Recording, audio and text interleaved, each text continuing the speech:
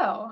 On behalf of the UNC Department of Kinesiology, Nutrition, and Dietetics, welcome to our CPE. We always appreciate an opportunity to gather our preceptors and other professionals in the field who may find value in this information.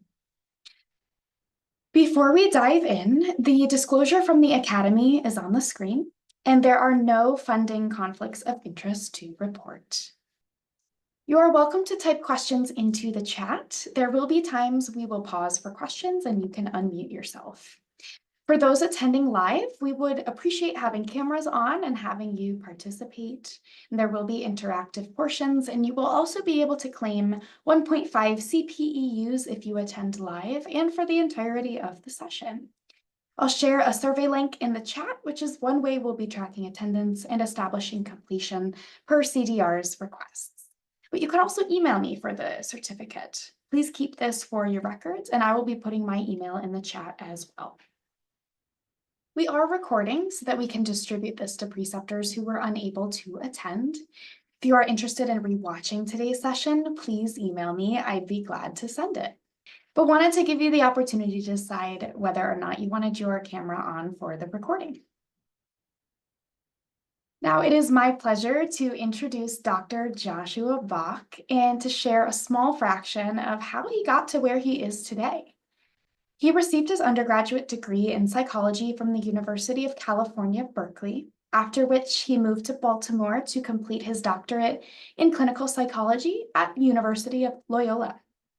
Then he made his way back to the West, where he completed his doctoral internship with the University of Northern Colorado. He currently manages a practice called Bach Psychological Services, where he conducts therapy for a broad variety of populations, including those on the neurodivergent spectrum, anxiety, trauma, and care for the LGBTQIA community. On top of managing this practice, he is also a crisis responder for mental health emergencies in Northern Colorado. Even prior to becoming a psychologist, Dr. Bach was heavily involved with providing therapeutic care to individuals with neurodivergence. He and another psychologist developed a summer camp designed for children with developmental disabilities. He created therapeutic activities to assist these children in the cultivation of pro-social behaviors. And with that, Dr. Bach, would you please share your screen and take it away? All righty. Everybody see that? You got it. Wonderful. So thank you, Brianna. Hello, everyone. Thanks for that wonderful introduction. As she named, my name is Dr. Joshua Bach. I use he, him pronouns. You can call me Josh, Dr. Bach. I'm pretty cool with most things. And before we get jumped into our topic of neurodivergence today, I want to just tell you a bit about myself. Brianna named a lot of the things I'm about to tell you about, but currently I am a psychologist in private practice here in Fort Collins. I work with three main populations, that being those who are on the LGBTQIA spectrum, all different kinds. Folks who are suffering with anxiety and stress-related disorders, as well as neurodivergent folks, who I'll be telling you all about today. Now, what we're going to talk a lot about today is not only the neurodivergent umbrella, but also how these folks tend to show up, how you as preceptors, supervisors, mentors can really be helpful to them, and when to know, or how to know when to kind of call in someone like myself. So throughout my 10 years working with neurodivergent folks, as Brianna has named, I have been a camp counselor, an applied behavioral analysis therapist, a Dungeons and Dragons dungeon master, an individual and group therapist. I've worked with folks from ages 5 to age 60. And this is a group that is very, very special to me. And so I'm going to do my absolute best today to try and keep it within our hour time limit. I'm going to try and do my best to hold about 10 to 15 minutes for us at the very end. But this is a group that I am immensely passionate about. So I apologize if I get in the weeds a little bit, but I'm going to try and keep myself on track. So the first thing we're going to do is something that is a really wonderful skill to practice whenever you are working with any population, but especially with neurodivergent folks. And that is we are going to be clearly setting expectations early on by going through our agenda. So today, the first thing we're going to talk about is what is neurodivergence. We'll talk about some of the most common mental health diagnoses associated. We'll talk about some myths and facts about neurodivergent people and some of the key terms, whether it be more scientific terms or more pop psychology terms like stimming, overstimulated, neurospicy, masking, mirroring, all these kinds of things that are going to be important for you to just have a general knowledge and understanding of as you move through working with these different kinds of folks. Now, the next thing we're going to do is we're going to move on to a discussion about how you can create an inviting and neurodivergent friendly environment as a as a preceptor, as a supervisor, as a mentor, as an administrator. We'll talk about the boundaries of your role within this capacity as it relates to neurodivergence and how to provide students with autonomy while also broadcasting that you are a safe person to talk to and confide in. We'll talk about what I like to call leaving the door open, and we'll start to wrap up with some tips and tricks. And finally, before we leave, we'll have a little vignette that I have written up for you all to work on so you can start to apply some of the skills that we're going to work on today. And as I said, hopefully I'm going to leave about 10 to 15 minutes at the very end for us all to ask questions. If you want, throughout the presentation, you can throw questions in the chat and we can kind of get to them later. You can write them down, whatever adaptations you would like to use to make sure you are getting your needs met. I'm happy to have it. So let's jump right in. So what is neurodivergence? Now, this has become a relatively hot topic over the past few years, and the discussion of which happens a lot over social media. So I'd love for you to type in the chat either the answer to this question, what is neurodivergence? Or if you'd prefer, I'd love for you to type what comes to mind when you think of the word neurodivergence. And do I should have access to that. There it is.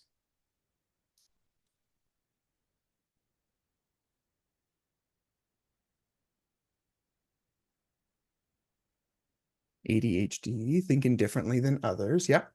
Yep. Autism. Absolutely. Absolutely. Yep.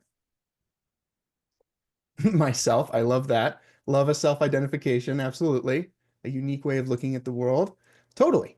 So when I Google what is neurodivergence, these are the things that caught my eye that come up.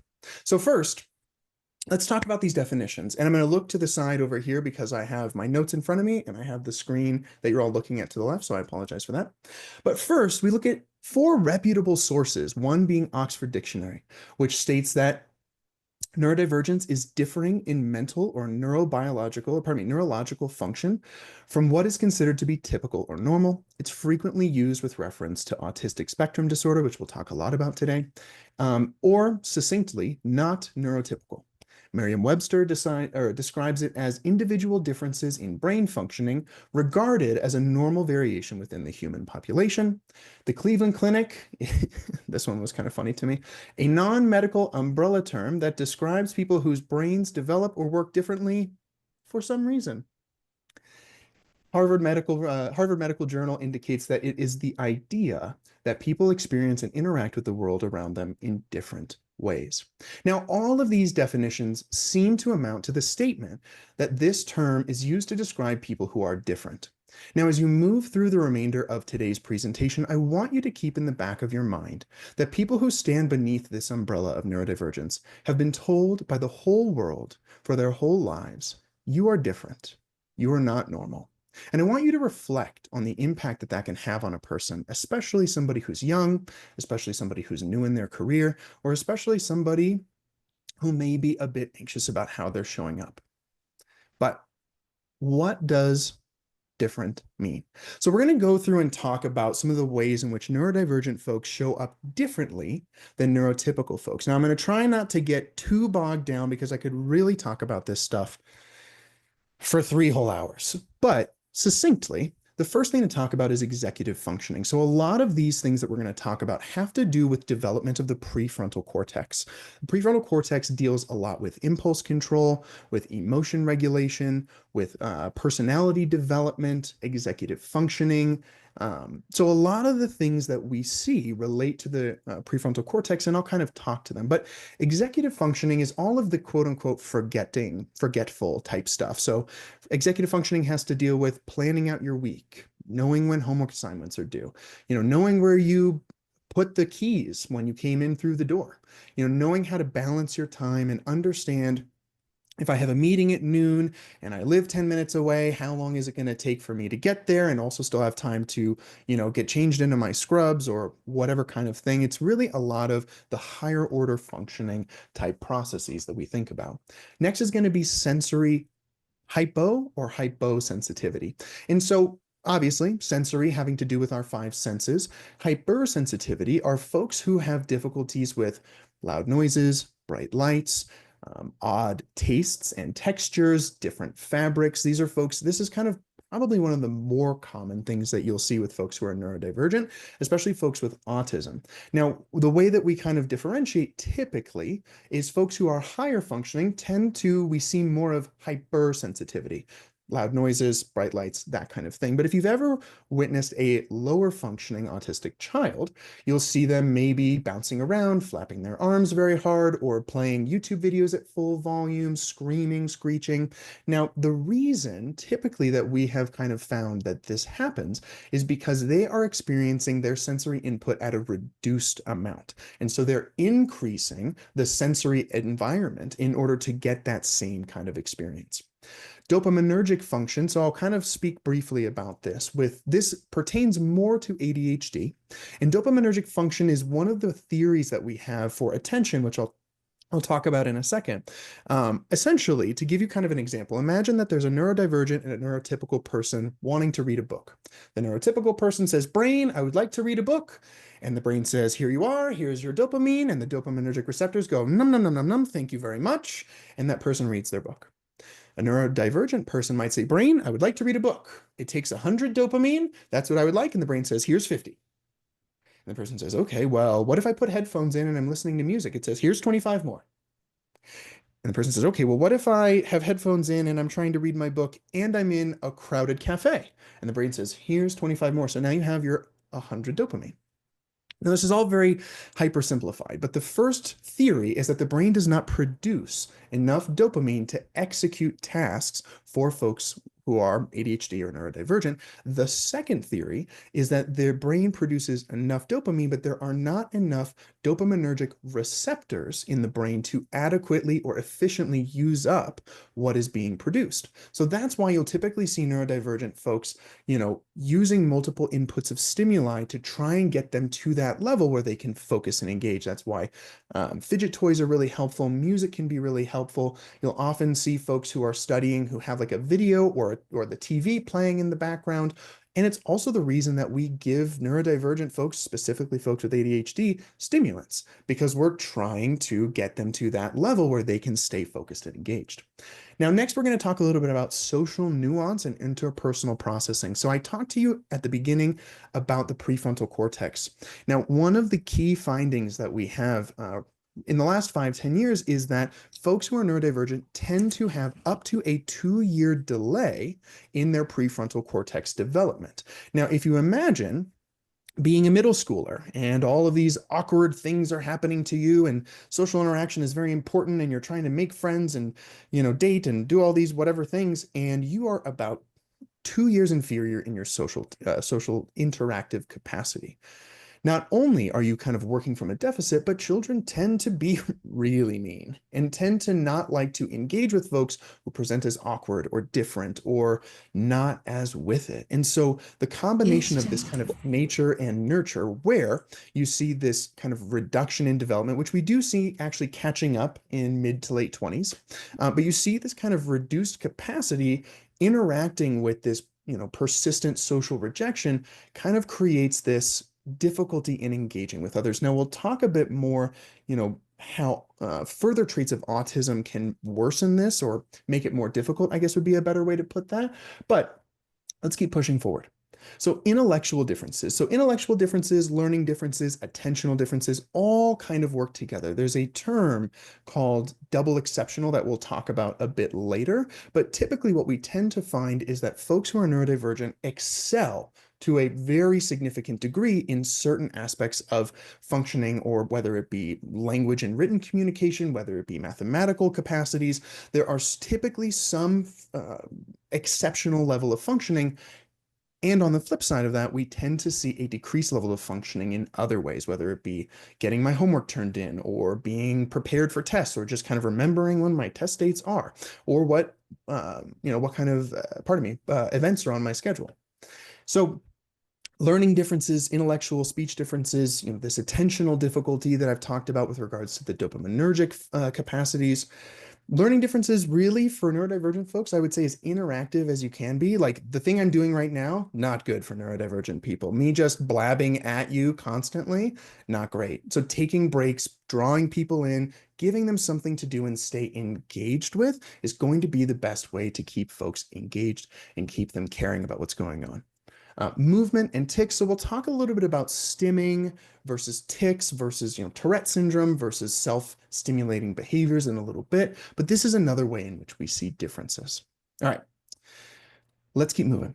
So I know that today's presentation is not part of an introductory psychology course, so I'm going to do my best not to be too much in the weeds about the various diagnoses, but I would like to be able to give a little bit of an overview as to the prevalences, what you typically tend to see. Now, if someone is talking to you about being neurodivergent, most of the time, they are either diagnosed with ADHD or autism. Now, I say that, but I would encourage you to never assume. Neurodivergence doesn't have a specific look to it. I would always encourage you to ask in appropriate ways, what does it mean to be neurodivergent to you? How does that impact you?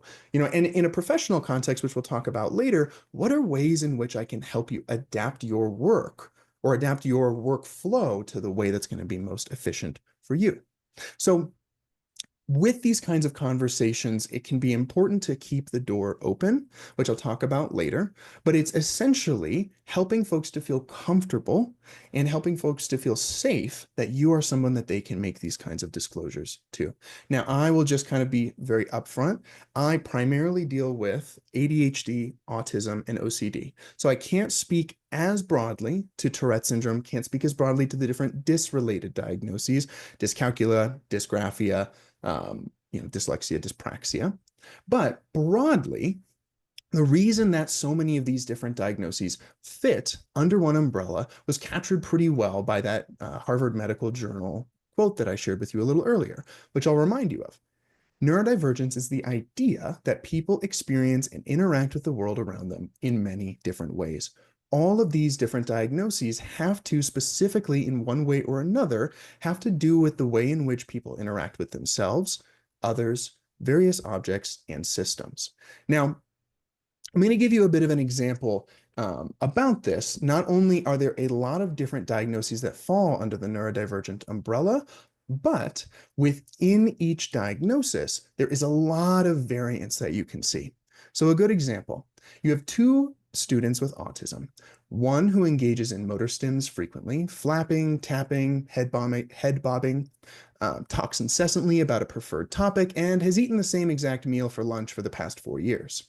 While the other student is more withdrawn, agitated from bright lights, loud noises, and refuses to touch certain fabrics. They don't engage in any bodily stims, but you often find them humming songs, commercials, or little jingles to themselves. This student either makes intense eye contact with you or speaks while looking at their feet. Both of these students have autism, but their needs are very, very different. This is why it's your job not to diagnose your students, but rather to help them find, express, and create adaptations for their individual needs. Now, I'll give you one more example before we move on to some facts and myths. The next example is that of two students who both have ADHD, one of which is very gregarious, outgoing, energetic, bright. They often are the first person to answer your questions. However, they do struggle at times with impulsivity, including accidentally bulldozing others in conversation. This causes the student to take up more space in group settings, and their peers often can cause some tension between them. By contrast, your other student with ADHD is quiet, reserved, bright, but you almost wonder sometimes if they're paying attention as they're frequently staring off into space, playing with their hands, or just generally seeming distracted. Despite this, the student is often able to correctly answer your questions about various patients and topics.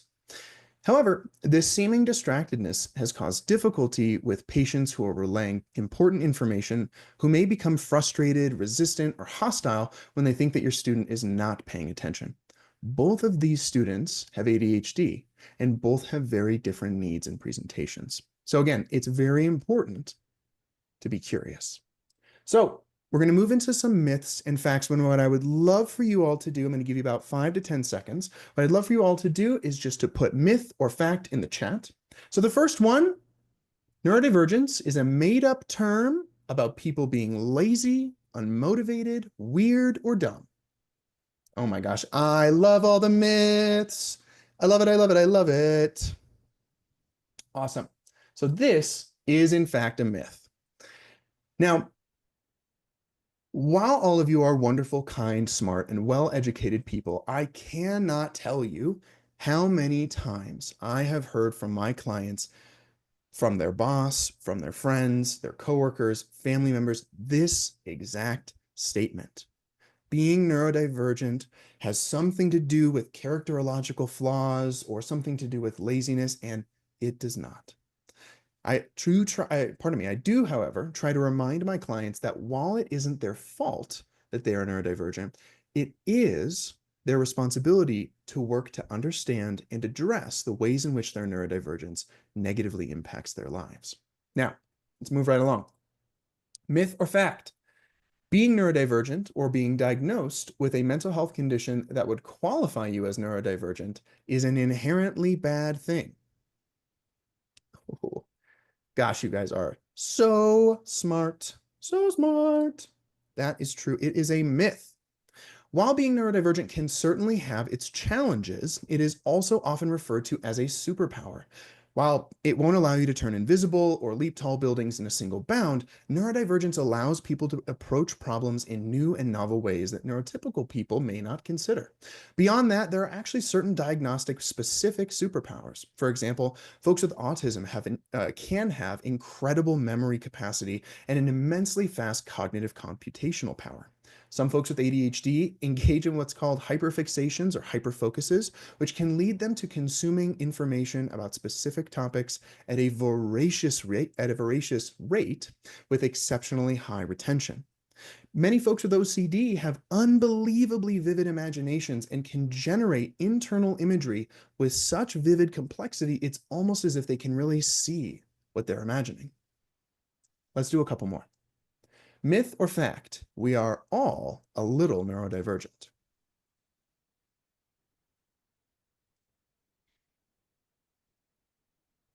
I'm seeing some myths, I'm seeing some facts. So this one is actually a myth.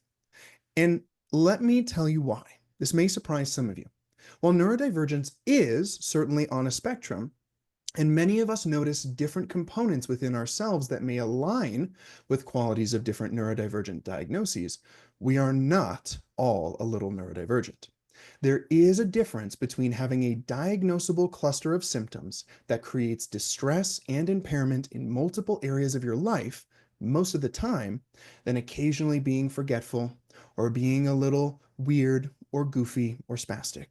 While I could have a full discussion about this topic, I'm going to keep my soapbox put away in the interest of time. I know that folks often will say this to either be kind or they're misinformed, but unfortunately, this kind of talk can be minimizing of others' experiences who actually are neurodivergent, and I would recommend you refrain from saying this if it is something that you do say. I think that oftentimes we can become very uncomfortable with other folks in our lives and try to do things to help alleviate what we perceive to be their discomfort. But I would always encourage you to reflect on whose discomfort you're really trying to manage. So let's move on. Myth or fact? You can't tell someone is neurodivergent just by looking at them.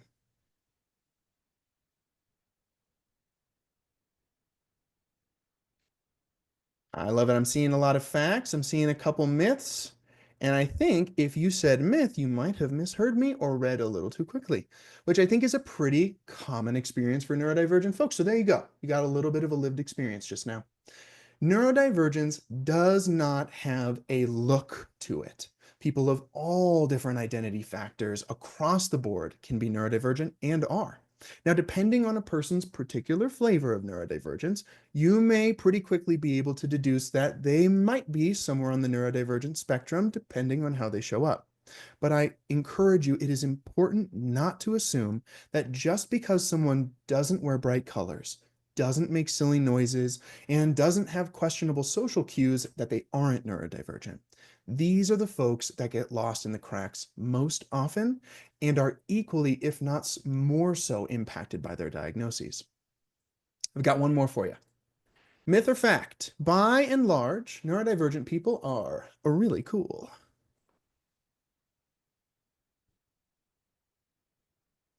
I love it. I love it, love it, love it. All the facts. Love it. So I like to think this is a fact. Now, I certainly may be biased, but I really do think this can be absolutely true. Some of the most interesting, interested, kind, funny, innovative, and exceptional people that I have ever met are neurodivergent. And I would encourage you all to keep an open mind and an open heart, both personally and professionally, when you meet someone who is neurodivergent. So let's move on to some key terms. I'm going to tell you about all of these different terms. Some of them are very clinical, some of them are very scientific, some of them are very not. But I think that all of them are pretty important for us to just generally be aware of. So first, we're going to talk about stimming. So stimming is the shorthand for a personally stimulating activity. And these can be motoric, flapping, snapping, clapping, playing with rings, playing with fidgets, doing little dances, bouncing on the balls of your toes or balls of your feet. These can be verbal, making noises, singing songs, humming, repeating. We'll talk a little bit about echolalia in a second here, but these are just generally things that neurodivergent folks do to help regulate their system or expel extra energy. The next is overstimulated. This almost always has to do with either a sensory overstimulation or an interpersonal overstimulation, or both. Again, someone who may be, who may have never worked in a hospital before may become overstimulated by being just drenched in bright LED lights all day, or the first code that they hear may overstimulate them immediately, or even, I don't know, just the scrubs. When folks are overstimulated, it's important to allow them the space to take a moment to re-regulate their system. Overstimulated and overwhelmed can very easily be interchanged when you're talking about this kind of thing. Next is masking, which is again something I could talk about at great length, but for the purposes of today, I will just simply explain that masking is when someone is toning down any neurodivergent coded things or behaviors. So if someone typically does a lot of humming and verbal stimming, they may mask a bit by not doing that in their professional workplace. Do I think that this is something we should have to do? No. Do I think this is something that people who are good at have good outcomes? Yes. Soapbox away. Mirroring is next. So as I talked about, folks with neurodivergence tend to have difficulties with social interaction. And one of the adaptations that can come out of that is social mirroring, whether it be mirroring the person in front of you's posture, or something that's kind of amusing that will happen is, if you're talking to someone who has a different accent, whether it be Australian or English or whatever, neurodivergent folks can sometimes pick that up completely on accident because they are just mirroring the person in front of them. Next, we'll talk about echolalia, echopraxia. The simplest way to talk about this is just that these are things that are just being repeated. So echolalia is repetition of sounds. So let's say you have a walkie-talkie as part of your site, and it makes a little badoop noise at the end of every transmission. You may hear a neurodivergent person, the transmission comes through, the walkie goes badoop, the neurodivergent person goes badoop, and they may not even realize what's going on. That is echolalia. Echopraxia is a little different. Echopraxia is more about movement. Someone starts clapping, neurodivergent person starts clapping, snapping, tapping their toes, that kind of stuff. Special interest can be associated with both ADHD and autism, though it's most typically representative in autism, where someone just knows a PhD level amount of information about something completely random. I mean, it could be parenteral nutrition, it could be brown tree frogs, it could be, the different kinds of trains that cross-sect the transcontinental United States. But this is their specific thing, and this is the thing that they love talking about. Double exceptional is something I referenced a bit earlier. Again, it's an interesting term that's most typically used in a scholastic venue. I have some issues with it. I think that, I don't know, whatever, we won't get into that. But essentially, what it means is just that having an exceptional amount of ability in one area and having a below average performance in other areas. Neurospicy is a word that you can all use to sound young and hip with all of your Gen Z students and interns. Neurospicy is just a fun and silly way to say neurodivergent. I encourage anybody to use it. You will probably get some laughs if you do. Um, One thing I will say though, so along the terms of neurospicy, folks with neurodivergence, especially some of our younger folks, tend to throw the word tism around pretty frequently, pretty regularly, just as like a little fun little way to reference autism. I would not recommend saying this if you do not fall on the neurodivergent, especially the autistic spectrum. It's kind of just a their word kind of a thing, just to think about it that way. But neurospicy, go for it. Hyperfocus is similar to special interest, but more associated with ADHD. It's kind of an odd phenomenon where folks who are ADHD can latch onto pieces of information or content areas and be just absorbed by these content areas for a couple of weeks to a couple of months. They learn everything there is to know about that thing, and then they stop caring about it. So it is kind of an odd thing that can occur.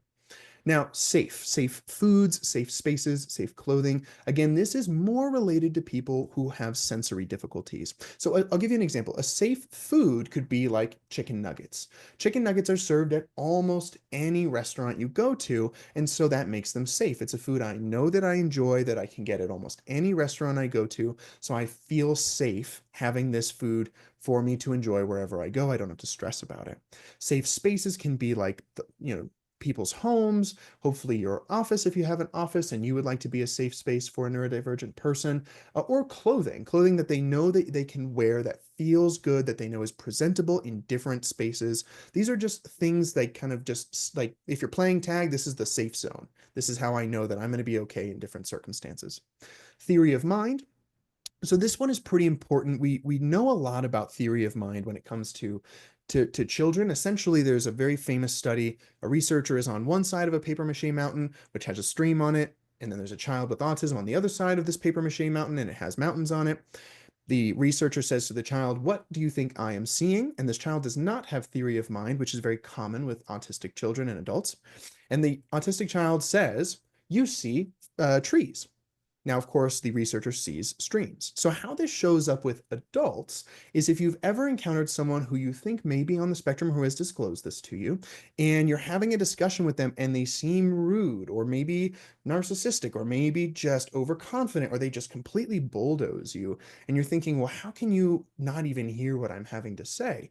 What may be happening is this person can only perceive this problem and a subsequent solution from their own mind. And not only that, they are perceiving that, or potentially perceiving that you can only perceive it in that way. Now, this isn't to say that folks on the spectrum cannot have their minds change and cannot be open to different pieces of information, but that initially they may present their point of view as the point of view because they perceive you as being in the same camp. The last thing I'll talk about is plushies. So plushies, any kind of comfort stuffy, they're also called stuffies, any kind of comfort stuffed animal of some sort. I have a client right now who has this adorable fuzzy bat that is also a backpack that carries all their medical supplies. And so this is just an item that folks can and will use to self-regulate. It's usually soft, it's usually relatively small, but these are things folks might take into work with them to kind of help re-regulate their system. I'm going to keep moving right along. Make sure my notes are caught up.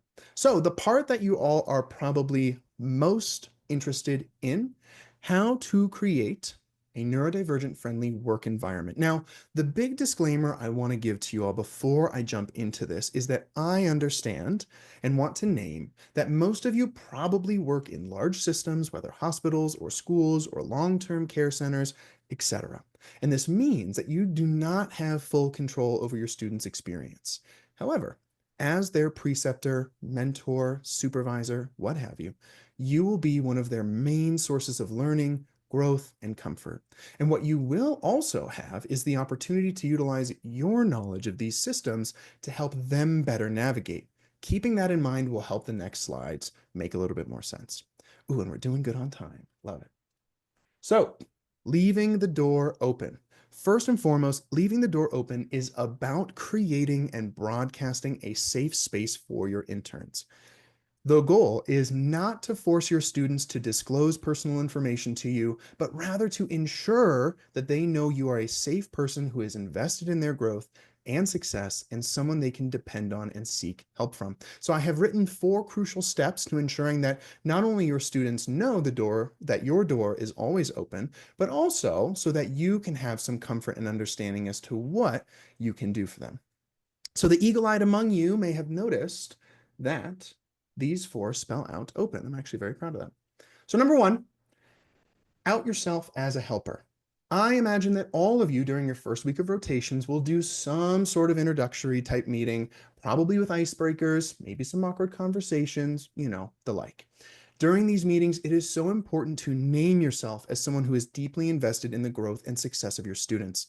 Some of you may say that this is unnecessary because these kinds of sentiments are demonstrated in your actions towards the students. However, it is often the case that this type of subtext can get lost for neurodivergent folks.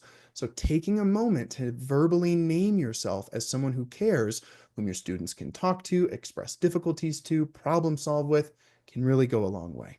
This doesn't have to be some large, grandstanding speech, but rather can be a personal story about you once being an intern. It can be a story or a reference to previous interns that you have helped in navigating their internship year. Or it can be as simple as making the statement, I am here for you. All you have to do is ask for my help. Number 2, practice curiosity. If you take literally nothing else from this presentation, please remember this.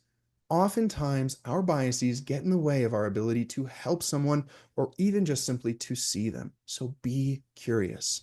If a student is speaking to you or a patient or somebody else in a manner that seems direct, bordering on confrontational, be curious about that person rather than immediately assuming the worst about them and their intentions. If a student refuses to wear your hospital scrubs because they don't feel right, be curious about them and their needs. Being curious about your students can help lead you to number 3, which is experiment. Again, I know that many of you are in rigid institutions that require specific types of documentation, strict patient care standards, and the like. But see where there's wiggle room. Not necessarily wiggle room in the standard of care, but in how that standard of care is achieved. Is there an alternative order that documentation can be filled in to help students remember to complete the entire thing? Are you willing to spend extra time role-playing as a client for the student with difficulty keeping eye contact? Can you help students find silent fidget toys to keep in their pockets so that they can remain engaged on the task at hand? Are you willing to experiment and work with your students to help them create strategies that will allow them to be successful? Now, this will tie into the final point. Number 4, know when you are out of your depth. I am a psychologist. You are not. You do not need to be a psychologist. You do not need to be a diagnostician, but you do need to have a good understanding of when it is appropriate to recommend your students reach out to someone like me. Now, these are delicate conversations that can be difficult to have. My strongest recommendation is if you feel out of your depth, you likely are. If your student is asking you to help apply adaptations they learned in therapy to the current professional context, then it sounds like you might be within your depth. If your student is asking you to help them navigate differences between how to address a patient, a supervisor, and a colleague, you may be out of your depth, but depending on your own comfort level, you may not. Knowing your own levels of comfort, knowledge, and especially your individual bandwidth can help you understand when to refer your student to an additional professional help, like myself. Now, you may be wondering, what exactly do professionals like myself help with? Here's a short list.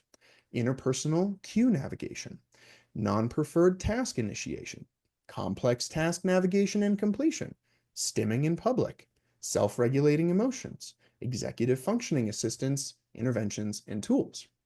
If you are finding that what you are doing is not working for you, or if you have no idea where to even start, then I would recommend helping your students finding someone who can help. Whether it be psychologytoday.com, which is where you can find tons of different therapists, or simply just directing them to your HR facility, your HR department can be a great way to get your student connected with resources that may help them be more successful. Now, what is and isn't my role? This is a question that I get more than anything. Josh, what is my role? What am I supposed to do? And it's typically followed by some sort of statement of feeling overwhelmed. So I've created a brief list for you. First of all, it is not your role to be an expert in neurodivergence. That's my role. Please don't take my role. It is not your role to pass students who do not meet appropriate standards. Being neurodivergent comes with challenges, comes with difficulties, but it does not shortcut you past the appropriate guidelines and the appropriate standards set forth by not only your institution, but your ethical and legal governing bodies. It is also not your responsibility to be their psychologist. Kind of said that twice, or maybe four, or maybe five times now. You do not need to be an expert. You do not need to be their psychiatrist. You do not need to be their occupational therapist. All you have to do is be you in your role. Now, what is your role? I would say, one, keeping the door open, informing your students that they can come to you, being open about that. Two, listening to and believing your students. I so often get the question of, well, how do I know? What if they're lying? First of all, what? And second of all, who cares? Again, being neurodivergent does not mean you do not have to pass all of the exact same appropriate standards that your other students have to pass. What it means is that this person is going to need additional assistance and additional care and intentionality in passing those standards. So if someone tells you that they're neurodivergent and they need your help, help them. They're not asking for a shortcut. Similarly, you kind of pardon me, you all are the link between myself, the therapist, and this person's career. So while it's not your job to do my job, I would love to see folks be able to, students be able to take what they've learned with me, which is typically quite broad, because I ain't a dietitian and I don't pretend to be one. So I'll give folks pretty broad ways to help themselves to navigate different challenges, but taking those broad measures and making them more specific and helping to narrow down these adaptations and interventions for your specific professional context can be so unbelievably helpful, not only in helping your students survive their internship year, but also giving them the tools and the skills to be able to really apply this to their professional life. The last is be direct and targeted with your feedback. I cannot say this enough. Now, I would certainly caution you all away from being uncensored or non-empathetic, but what I mean is if you see a student doing something wrong, be direct and timely in conveying both the mistake and the solution. By the same token, broad positive feedback like, you're doing great, not very helpful and often can be confusing. Whereas making a statement like, I really like the way that you provided that patient education. Your explanation of alternate sources of dietary fiber was concise and easy to understand. Helps tremendously. Remember, neurodivergent people can sometimes have difficulty with unspoken meanings and social nuances. When in doubt, be direct and give an example to help your student not only learn and grow, but so that they can know what they are already doing well. So I've thrown out a ton of information. I'm noticing that I somehow lost the time that I thought I had gained. And so I'm just going to be very brief, and then we're going to decide together about how much time we want to spend on the vignette versus the questions, but I'm wasting time. So I'm going to jump in. So first, tips and tricks. When giving feedback, be direct and timely. Big kind of generalizations are not super helpful. And if you don't give timely feedback, you can expect that mistake to continue to be made. Second, if you are concerned about whether a student is paying attention and understanding, ask, but do so in a way that is empathetic and appropriate. Calling students out can cause them to further withdraw themselves. I saw somebody in the chat say rejection sensitive dysphoria is a concern too. Absolutely. Absolutely. Being conscientious about the ways that you give feedback is so important, and it is still important to give that feedback. Don't be afraid to offer interpersonal feedback. Now, when I say this, I want a little caveat, because if you see a student staring a patient to death and boring a hole in their forehead, maybe pulling them aside after and saying, hey, I noticed in that interaction you were a bit intense. Can I give you some feedback about, ways in which I like to approach these kinds of situations?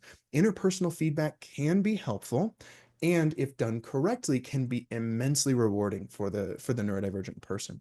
Next, if you're able to help students apply interventions and adaptations to the current environment, kind of what I was saying of taking what my role does and applying it more specifically to your environment. If your student is struggling and it is out of your depth, that is okay. And I would encourage you to encourage them to seek appropriate resources to meet their needs. Again, you are not a psychologist. You are not a mental health professional. You do not need to be. That is okay. All right. So I have about 13 minutes left.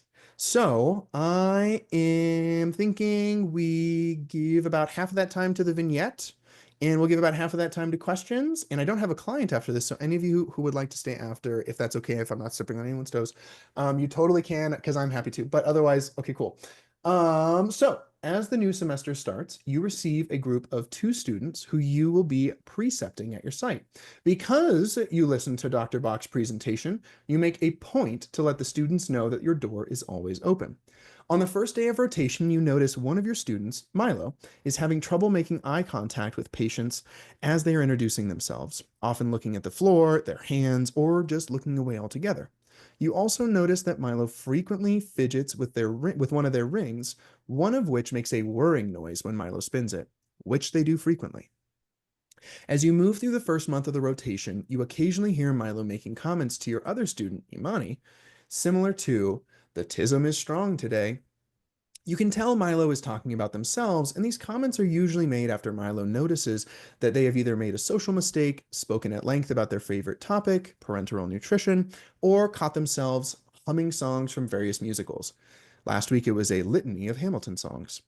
Milo and Imani seem to be getting along well, and these comments are usually followed by laughter. However, you have had complaints from other staff that Milo can be distracting, rigid, and difficult to work with at times due to some of their odd behaviors.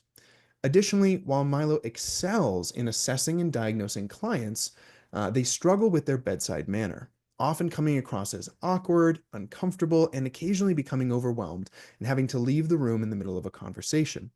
In conjunction with this, you notice that while Milo's notes are consistent, they often lack key pieces of information that are required for things like billing and interprovider continuity of care. Lastly, there have been a handful of incidences where you have perceived Milo's responses to your questions as clipped, somewhat rude, and there was one incident where they made a comment about how you looked during a department-wide meeting. They said they liked your new haircut when you asked if there were any further questions or comments at the end of a patient discussion. Next week is your first feedback session with the interns, and you and Milo have an hour-long meeting scheduled to discuss their performance thus far. My questions for you, and maybe I don't know how we'll do this. Maybe we'll throw some in the chat. My questions for you are: 1, how would you approach Milo about their performance thus far? 2, what are some good goals for this meeting for you and for Milo? And 3, what, if any, resources would you offer Milo? Yes, when giving constructive feedback, be specific. I love that. Somebody was listening. Give direct and timely. Yes, I love that.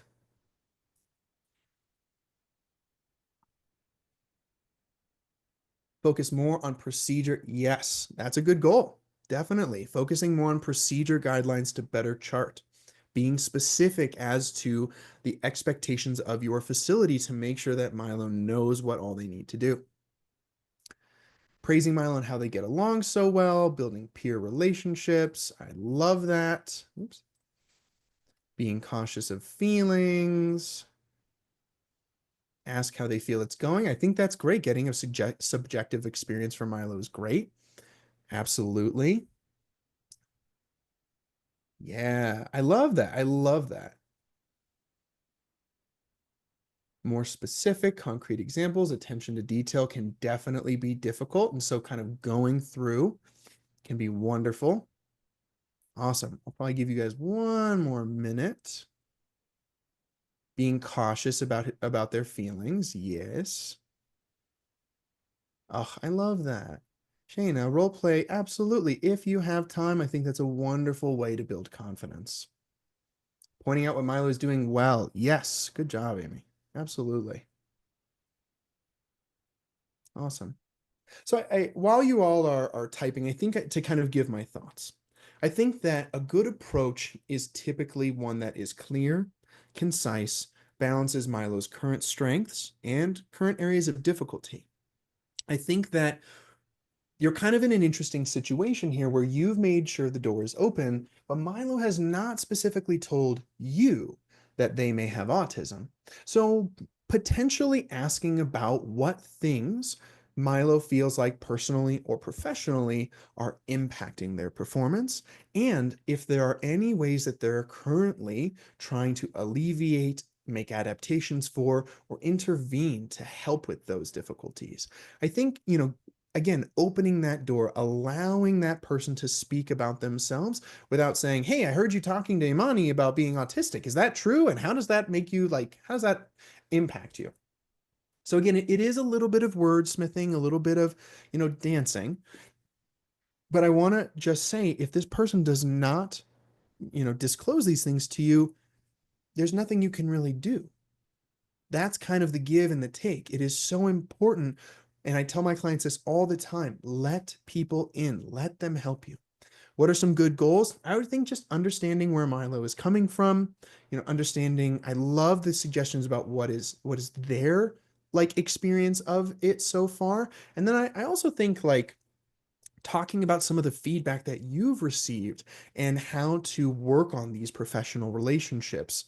And resources, I think, again, if Milo discloses to you that they're having trouble because they're autistic, something like that, talking about, well, let's make sure we're talking to human resources if there's any adaptations that were helpful for you in school that we can maybe apply, in this setting. Or, if you're needing to see a therapist, I have a website. You can go on psychologytoday.com. Let's see, what does Sam say? Another.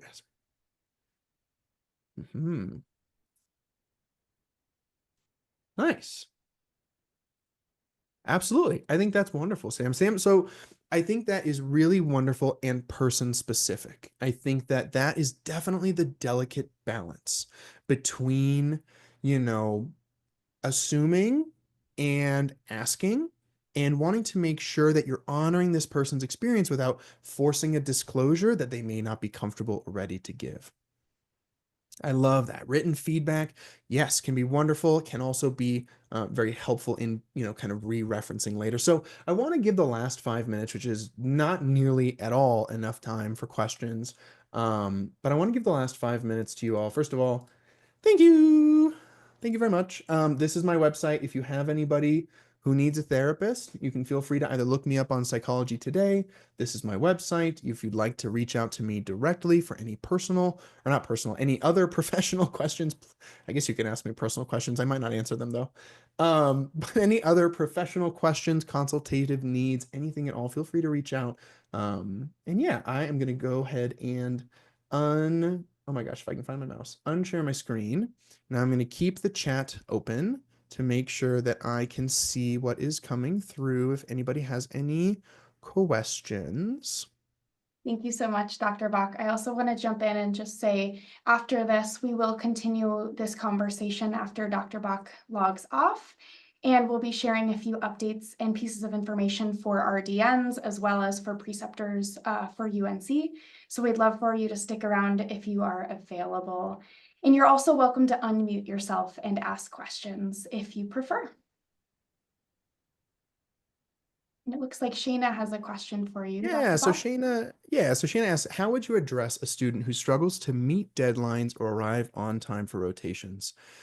I think honestly, this can be a really difficult thing, and this kind of issue borders the line between a therapist's intervention and maybe one of your interventions. I think working with this student and just kind of working from what's worked for you, maybe setting multiple alarms or encouraging them to try and show up early so that if they end up showing late to being early, then they're on time. I think if it becomes a serious problem where you're really starting to wonder whether or not this person can achieve these functions, then that may be a time where either they need some sort of adaptation related to HR, they reach out to an applied behavioral analysis therapist. But I do think that if this becomes a greater issue, then your ability to intervene more directly and notice these things with them becomes more appropriate. But I think just kind of naming it, noticing it, and offering some advice at first. Oh, I almost forgot. I wanted to mention, so Brianna is going to make my presentation available. You are going to see, so I had like almost 2 hours worth of content, so I had to cut a bunch of stuff out. So at the end of the presentation, if you do choose to download it and reference it, there's going to be some information about a lot of the research that shows us how neurodivergent folks are typically impacted personally, interpersonally, and professionally. And so if you'd like to read more on the empirical side, the article the empirically validated the empirical article side of that, you can feel free. I have all the links, all the work cited. It's all APA formatted. If that is something that you would like to check out. Um, it seems like there are not too many other questions, but yeah, if you do, please feel free to reach out. It has been such an honor and a pleasure to be able to present to you all today. Thank you so much for listening to me. I hope you There is one all. question for you, I Dr. saw Bach, it. from Gina. Oh, yeah. She asks for Did a I student miss? with OCD, Oh. asking to not have to work with patients they are uncomfortable around. Any strategies? This man, you guys have some great questions. I'm so sorry, Gina. I did not mean to almost miss your question. Um, this is a great question. I think that if possible and not like overtly making everybody else uncomfortable, I would just acquiesce to this. Oh, patients, not other students. Ooh, yeah. I think that this is a difficult call. As a therapist, I would say it's important for you to overcome the things that make you uncomfortable, especially when it comes to OCD. As a preceptor, it's a bit more of a difficult situation. I think that kind of using that same line of logic around you're not always going to be able to pick what kind of patients you work with. You're not always going to be able to pick what context you see them. And you may think you like a patient and then start working with them and then not like them. And so I think really challenging students to be, pushing against their boundaries. And if this student tells you, well, it's my OCD, I think at that point, then referring them to somebody like myself, somebody who can help them work more directly on their OCD related symptoms. Um, because once they've disclosed that to you, I think then you can kind of take that level of action. But yeah, I would not don't yeah, it's not on you to try and figure out how to navigate this person's OCD symptoms. But I think just encouraging them to push their boundaries is going to be the best for you until they disclose. So helpful. Thank you. Yeah, absolutely. Absolutely. I'm just reading through Shayna's quick.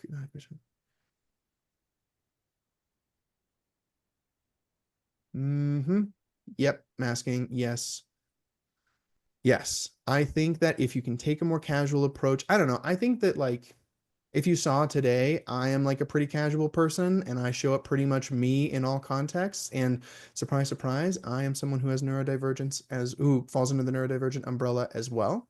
And so I don't know. I think that like again, this is really something you can work individually on with your interns and also something that's going to be a bit gate kept by the institution that you're in and their standards. So I think again, this is a great place to experiment with your students, to work with them, to let their individualism and their needs shine through, while also making sure that they understand the world that they live in and the institutions that they're working in.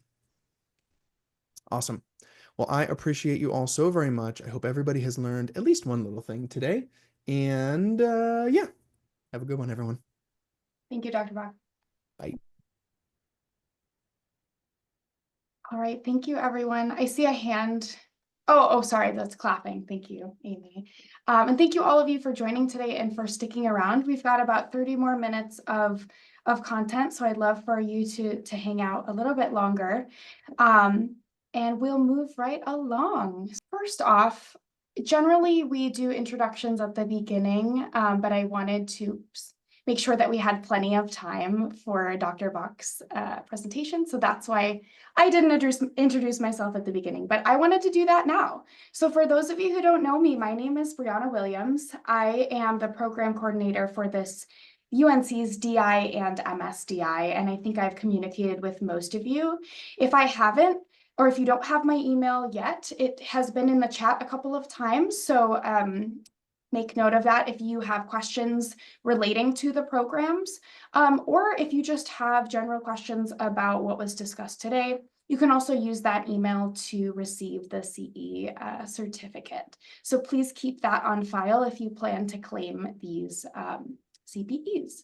So before we move into the rest of today's content, I wanted to open up the floor and just see if anyone had anything more that they would like to share, be it their personal experiences or professional experiences with interns who maybe have a learning style that are different from the interns that preceded them, or different from your learning style, and maybe how you've managed that.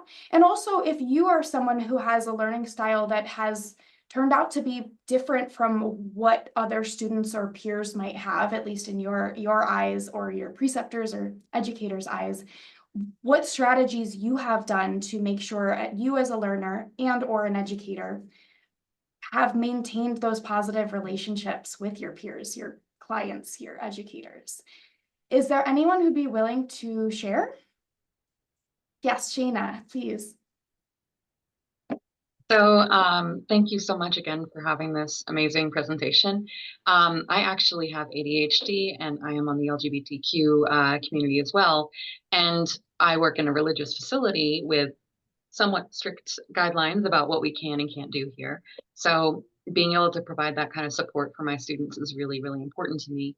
When I was an intern, my preceptor was not very supportive, and she actually ended up not signing off on over 100 of my hours because she said that I was unprofessional.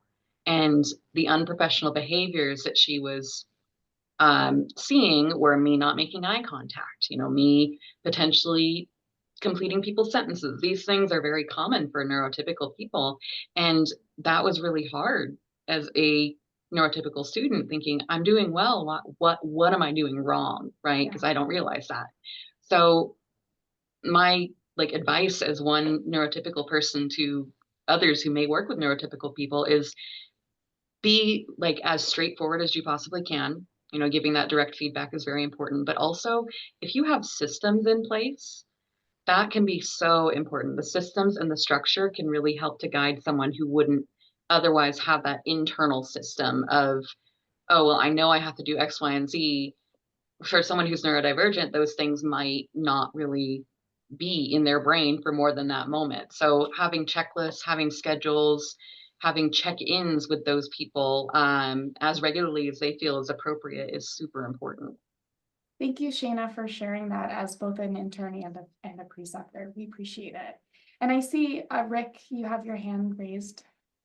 Yeah, so just to kind of build on that, and my observation isn't necessarily about neurodivergent folks, but it feels a little generational. But I found when I first started precepting and working with other preceptors, kind of the newer generation of interns were getting, didn't like being put on the spot. And, that kind of typical Socratic method of when you're working with a preceptor and they just put you on the spot and ask you questions about, how to handle a particular type of patient or something's made people very uncomfortable.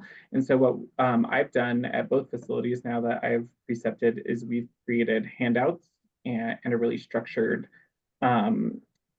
rotation with us. So interns know hey, what kind of floors are you going to be covering on what week? What are, vocabulary you're going to see? What are procedures you're going to see? Some kind of questions that they could kind of answer and figure out on their own before they started that week's rotation. That way they didn't feel so on the spot. and we've had really great feedback about like it just made them feel more at ease. And it seems like that would probably be very appropriate, especially if you had neurodivergent patients or students.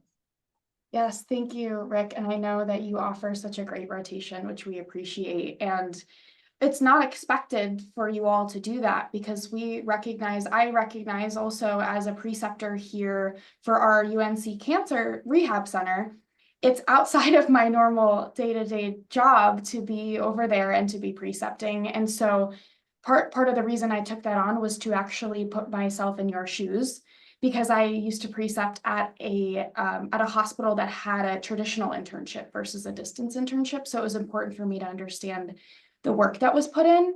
And so I hope that if you all would like help creating things like this, that you let me know. We are continuing to build our library of resources for preceptors and for interns alike.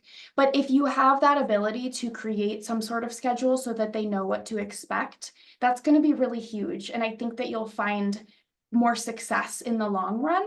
And it may end up being less work for you in the long run too, rather than having to track down these activities from them or, continuing to ask them, just, have you done this yet? Have you done this yet? If you give them that outline of when things are due or what they should expect day to day, completely understanding that every day is different. So making them aware, this is our tentative schedule, but if we get a new consult in, or if, another RD is out, or if we have to go do a site visit at a school, whatever the case may be, just letting them know, like, this is tentative. But yes, Rick, thank you for that suggestion. And I know Billy commented on something in the chat. Does anyone else have anything they'd like to share on this topic?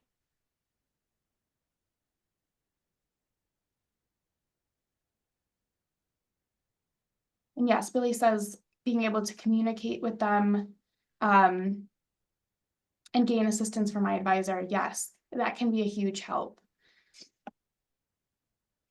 It can truly, impact day-to-day life, how well they're, quote unquote, how well they're doing in their rotations. If we have these standards that maybe were set based on someone who is neurotypical, then to have someone who's neurodivergent, the standards may be different for them, or like the structure may feel different for them. So yes, Paige, exactly. Timelines are great. And as I mentioned, just being upfront that things will probably change, and that's part of life. So yes. Okay. Well, thank you. This has been really a fabulous conversation, and I appreciate everyone's participation. If you think of anything else you'd like to share, you're welcome to jump in or type something in the chat and I'll share it with the group. But this is fabulous. Thank you. Okay. Moving forward with just some updates, some things that I wanted to be sure to share with you all. This is what we will be discussing in the next several minutes. And so the first thing I'd like to announce is that we have a position open, and we wanted you all to be the first to hear about it. So for those of you who knew Dr. Nikki Withrow as the director, she was our fabulous director for many years. Her involvement in the internship looks different these days. So she's no longer our director. She serves as the instructor and the manager of the DI curriculum, meaning that she's no longer involved in administration. So if you have sent her emails that I've been CC'd on, usually I'm the one to respond to those because she is moving more toward curriculum and instruction. And then Michelle McDermott has been our fabulous interim director that we've been so thankful to have Michelle with us. So we are now in search for a permanent director, and we wanted you all to hear about it before it actually got posted, just because we know you all are aware of what our program involves, and we would appreciate you either considering applying or sharing with people who you think might be interested. And if you are interested, you can email me directly, and I'd be happy to pass your name along. So There are a few, this is just a few of the bullets that I thought were important to share here, and that is that this is a 12-month position. So it is a year-round position. It's generally hybrid, so you're not expected to be on campus every day, and really much of the work can be done remotely since, as you know, our students are distance. So they're generally not coming to campus unless they have a rotation here and they reside here in Colorado. You'll be working closely with me, and we also have a graduate assistant who helps us. Some other info that I wanted to share. One thing that's huge about this is the tuition reimbursement. I am currently taking advantage of that now. And so for yourself, if you'd like to advance your degree or for your dependents, you can have tuition reimbursement. So as I mentioned, don't hesitate to email me if you know someone who might be interested or if you would like more information. The next several updates, or the next couple of updates that we thought were appropriate to share, are more general updates for dietetics and not UNC specific. But hopefully you find this information helpful. So the first one is, as I'm sure you know, CDR has traditionally required RDNs to complete a CPEU per cycle that was designated as an ethics CPE. So they've expanded this to include health equity. So congratulations, everyone here live today will be able to count that toward their health equity requirement, which means you do not need to do another health equity nor ethics CE this 5-year certification cycle. And not to worry if you are watching this recording or if you've already clocked your ethics CE for these 5 years, we do intend to continue offering CPEs. And we'll continue to make an effort to have them be related to ethics or health equity so that you have another opportunity to fulfill that with us. The other kind of change or new component of that Ascend is rolling out is this Ascend sponsored competency platform. So this is meant to serve as a way for interns to track hours and for preceptors to evaluate the competencies. We were involved in the original pilot and we're now re-familiarizing ourselves with the program to determine its utility for our program specifically. And so at this time, we will continue operations as usual. We do not intend to implement this for the time being. And we have not completely decided if we plan to move forward with it. So just wanted to let you know what we've observed. And based on our workings with the system, it appears that it could reduce the workload for you all as preceptors eventually, but initially would require you to learn a new system. So we're keeping that in mind. We've also observed there is a lot of work on the back end for us and for our interns. So we're trying to determine if that's realistic in our, the confines of our positions.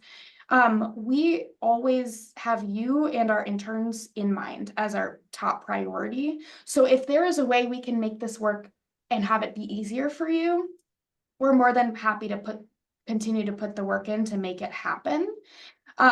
Because that's our priority, is to continue delivering that high quality education while minimizing the preceptor workload, because we recognize that we are asking you to do a lot as preceptors and as educators.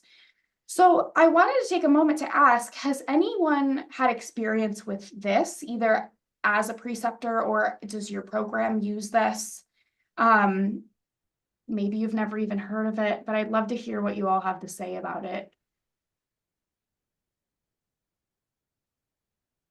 And if nothing, that's all right too. Okay. Okay, so we will continue to keep up to date with the updates that are being made to the system. We've already, we've met with the Ascend representative and we've suggested a couple of updates to make it more user-friendly for the interns and you all as preceptors. So we'll continue to do that. And we, of course, will keep you posted if any changes are being made. It would not be for this year. It would be for next year anyway. But as always with these meetings, part of the reason we do this is to keep you posted on what we are doing.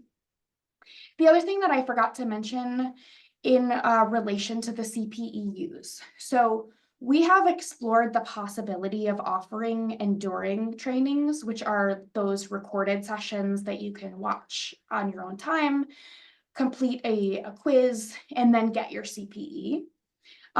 So we've worked with CDR to accomplish this. However, there are quite stringent requirements for enduring trainings, rightfully so, because CDR is responsible for ensuring that the needs of our field and our continuing education are met. So what that has meant for us is that we are unable to provide a training such as this within the confines of an enduring CPE. And I wanted to just let you know, because there have been requests of, if we're recording this, why can't we get our CPE for watching the recording? And there are many, many, many reasons that I won't get into. It's like a 30-page document. But just be assured that we've looked into it. And if anything changes about the requirements, we will be sure to get an enduring training for you, because we value your time, and we want to be respectful of that.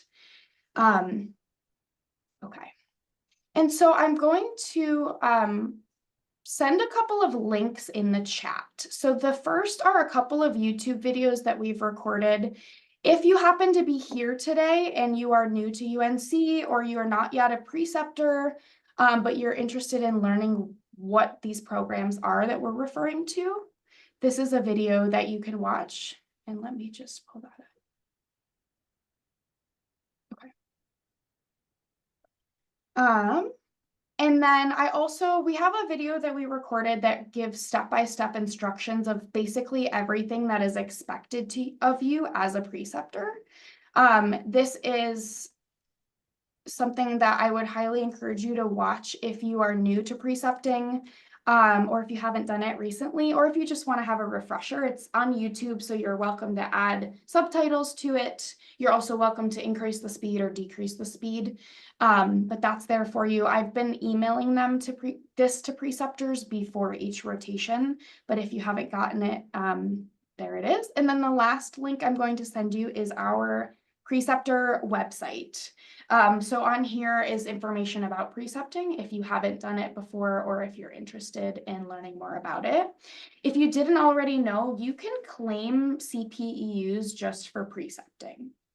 So there's this preceptor reflection that we're required to have you complete, which basically gives some information about what you did as a preceptor. It's a pretty quick document, but we do need to have that, and then we can send you that signed verification basically, and then you can claim those CPEUs. So our goal is to, allow you these opportunities to get free CPEUs through precepting and through these educations. And as always, if you have suggestions of what you'd like to see, please let me know, or put them in the survey, because that's why we did this presentation today, because it was so highly requested. And I'm almost thinking that we need to do another one of these and have Dr. Bach come back and really dive into the components that he wasn't able to get into, and also maybe to have it be more of an open discussion, because I feel like that's where we learn. Love it. I'm seeing some claps, some thumbs up for a part 2. The other conversation we were considering was having Dr. Bach present on gender identity, since that's one of his areas of expertise as well. And that is really crucial for our students, interns, clients, and patients. And so if you have a preference, let me know. We will very nicely ask Dr. Bach to spend another hour with us and another several hours putting together a presentation. But let me know, and we'll be happy to arrange that. Okay, and yes, I can send these links in an email. I generally send them right before an intern begins their rotation. But if there is any part of this presentation, any links, any information that you want, please email me and I'll send it to you. I can't guarantee I'll do that today because there are a lot of you here, which we love, but I'll do my best to reply to emails in a timely manner. Or if you can think of any questions after the fact that you weren't able to ask, you're welcome to do that. Okay, so we're going to conclude today. As I mentioned, complete that survey or email me for the CE certificate and then keep that on file. And then I also, for those of you interested in unmuting yourself, maybe asking any additional questions, whether it be UNC, precepting, claiming CEs, or neurodivergence, I would love to take a few minutes now to open the floor once again. Brianna, I just want to say that this is so appreciated. You're so organized and dynamic and so good at this training. You pull together really great opportunities for preceptors, and it just makes it a pleasure. So thank you. Oh, the pleasure is mine. I love doing this. I love having you all here. You make my job easy. So please, if there's anything more I can be doing to support you, let me know. But I'm so glad to hear that you appreciate these. And thank you for your time to attend and for your feedback. It's so appreciated. Excellent. Well, I'm going to hang out. If you all would like to conclude, you're welcome to. If you'd like to hang back and ask any questions that might be personal to you, you're welcome to do that too.